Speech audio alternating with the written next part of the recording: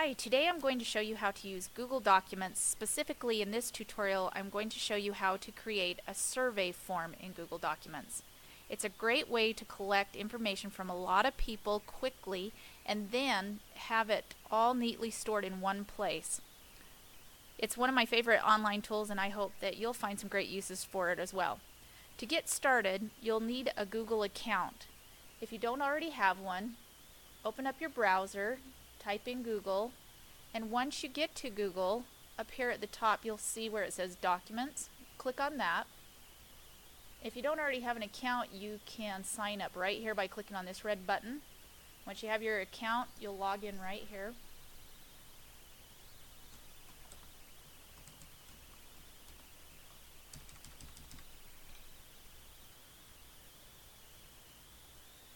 When you're at your Google Documents page, you'll have a list of all the documents you've already created here, but we're going to be creating a new one. So we come over here on the left, and where the red Create button is, click on that, and you can see you can do a lot of different things with it, but today we're going to be creating a form. On this page, you'll first need to give your form a title, and we're going to create a student survey.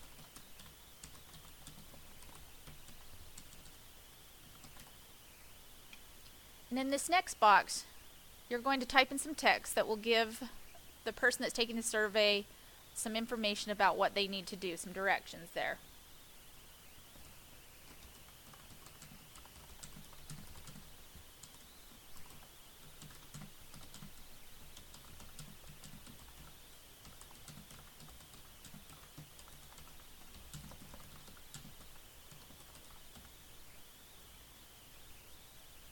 At first you'll have two questions that are already here for you, but you can add as many as you need.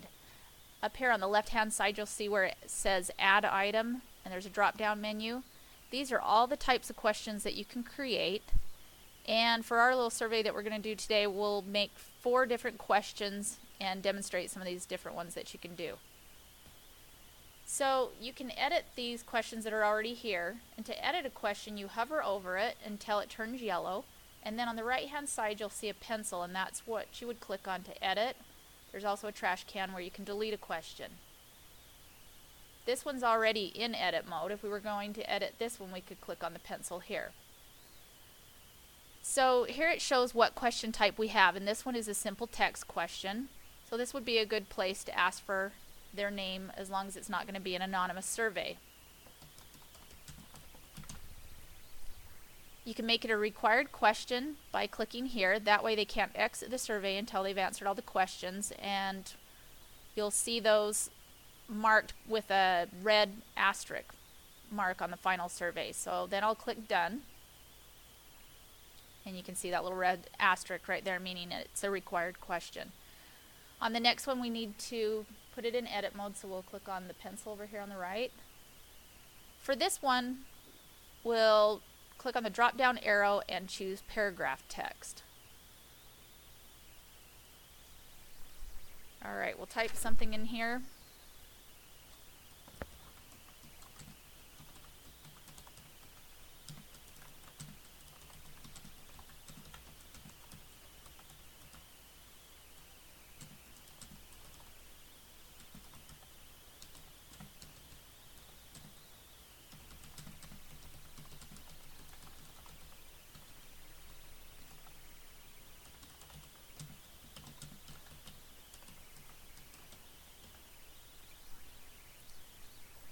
Alright, once you have that typed, you could type some help text that will show up in a little bit lighter gray below that if you needed to. We already have chosen paragraph text there. Make that a required question and click Done. Alright, we're going to add another question, so we'll come up here, and this time let's make a multiple choice question.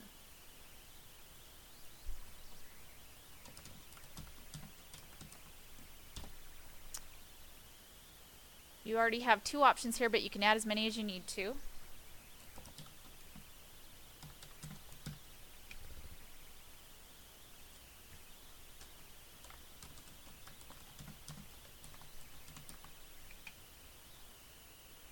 So I just click below to keep adding more choices.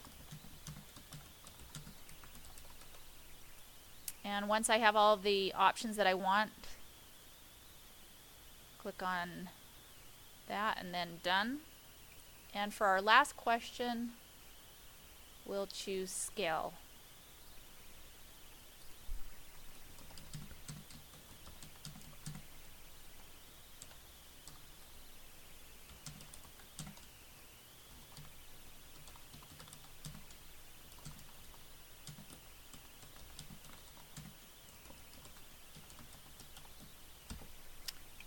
Alright, so we have our question, and then you can change the numbers here if you'd like to.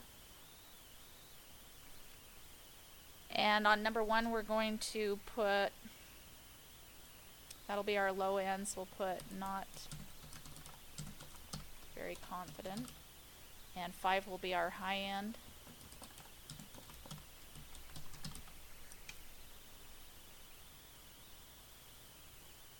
Okay, so now that we have all of our questions, there is one more thing that we can do to make the survey look nice when the people click on it to fill it out. Right now it's set with a plain theme, and you can leave it that way, or you can click up here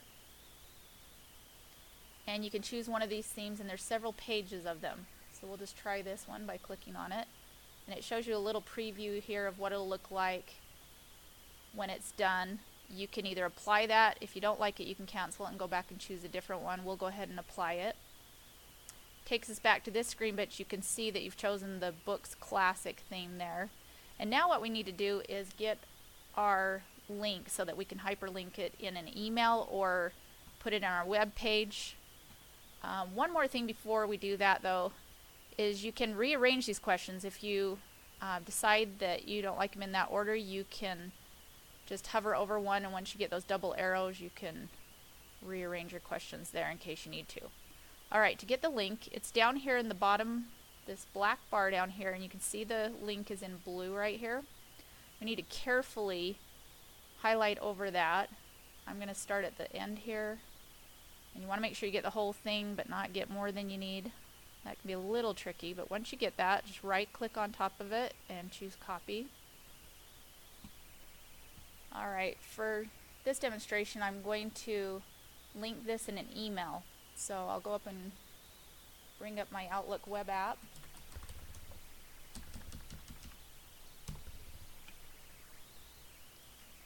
Alright, I'm going to just send this to myself as a test.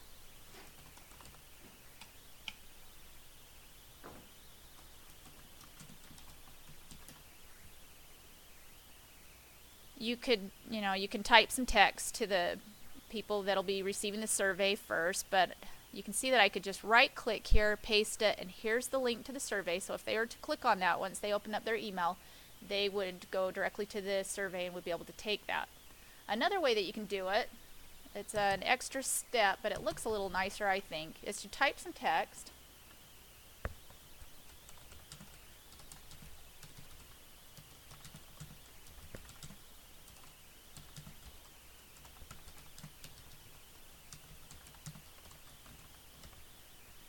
And you can type whatever you want and then highlight over any of the words that you want.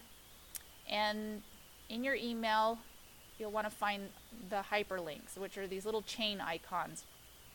This one creates a hyperlink, and this one will remove a hyperlink. So I'm going to go ahead and click on Insert Hyperlink. I'm going to delete out what's in there. Right click and paste. This is the same link that I already had copied.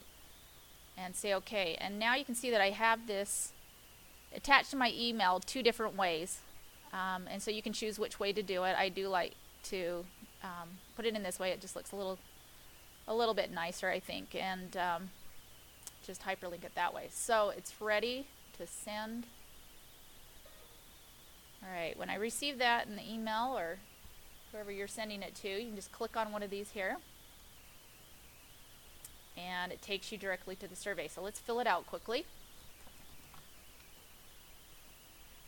We'll just have our answer be some X's here to demonstrate it. Make our choices, click on submit. Get a little response that lets them know that your response has been recorded.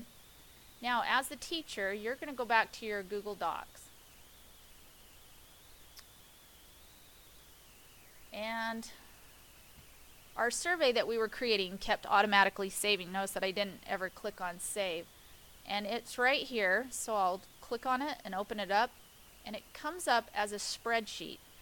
When anybody fills out your survey, it will fill into your spreadsheet in real time, and it timestamps it with a date and time, which is really nice. And you can see here that it has all the information I need: the person's name, their paragraph text answer, and all those questions have been filled out, so it keeps it all right here in one place for me instead of people emailing me all of their answers and then possibly losing that. Google Docs online forms is one of my favorite tools to use. I hope that you'll find it useful. Thank you.